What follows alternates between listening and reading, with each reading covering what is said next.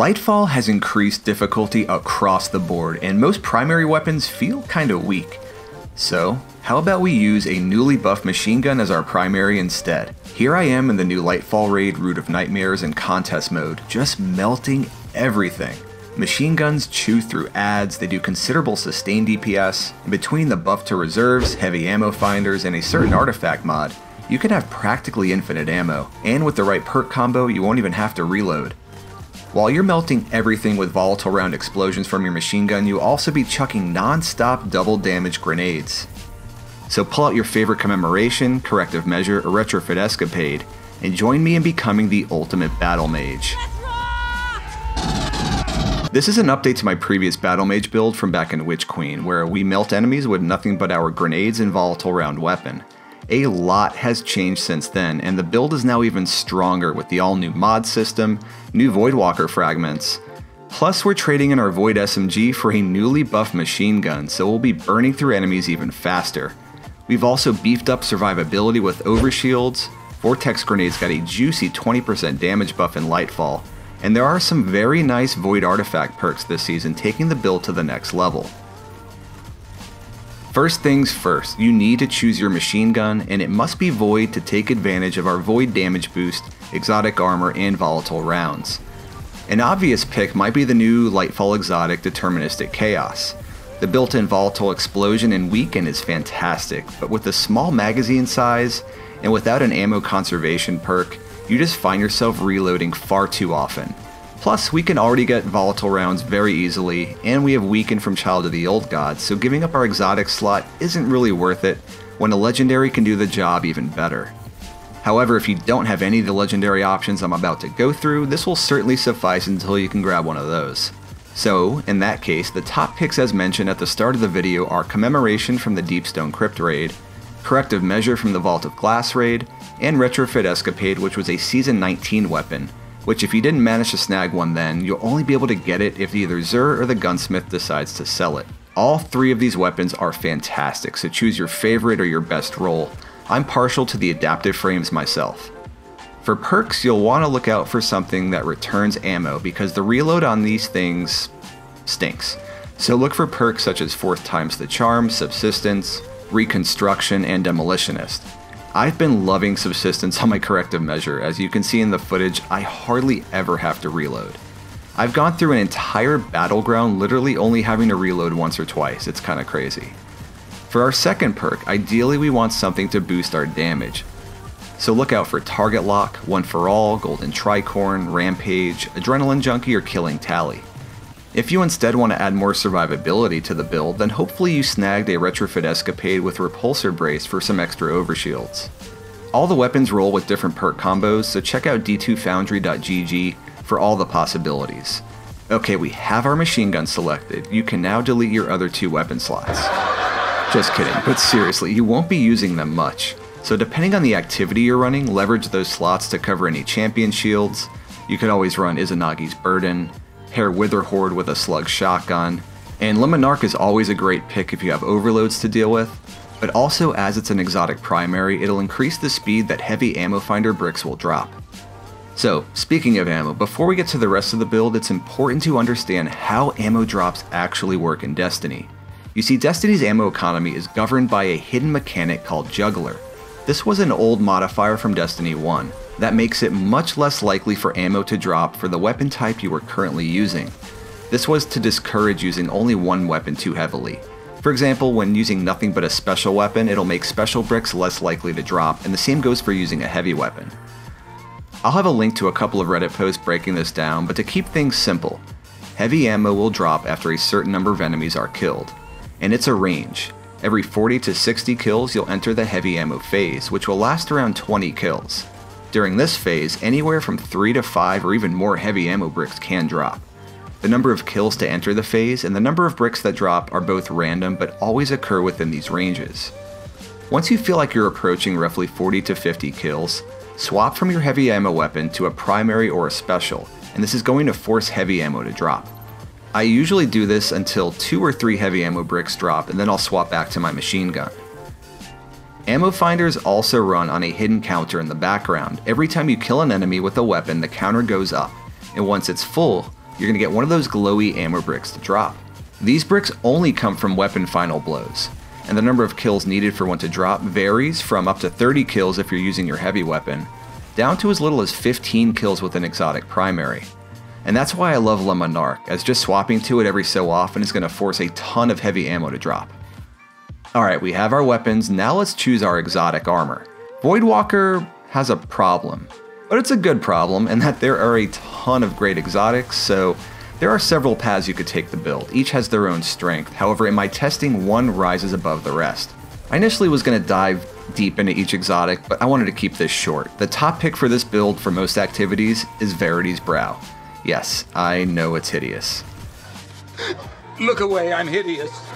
But this exotic perfectly complements our build. It buffs grenade regen as well as grenade damage.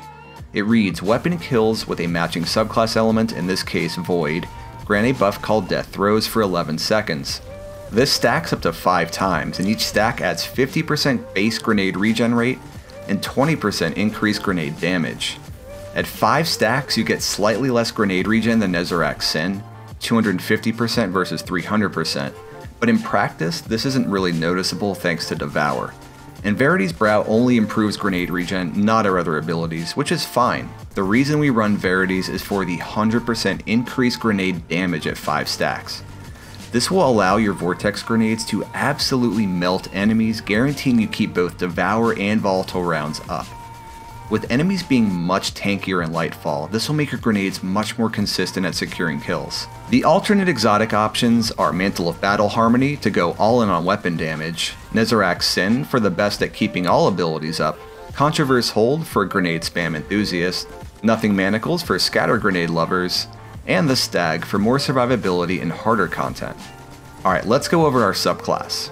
Choose whichever flavor Nova Bomb you prefer.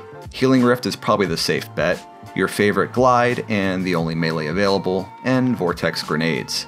Aspects are Feed the Void for Devour and Child of the Old Gods.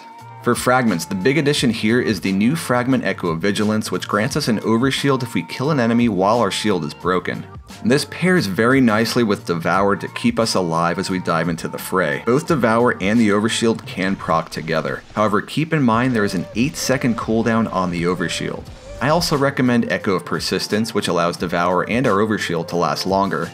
This will make it much less likely for Devour to fall off between waves of adds. We definitely want Echo of Remnants, which will allow Vortex Grenades to last 50% longer, and Echo of Instability, which grants us volatile rounds after a grenade kill.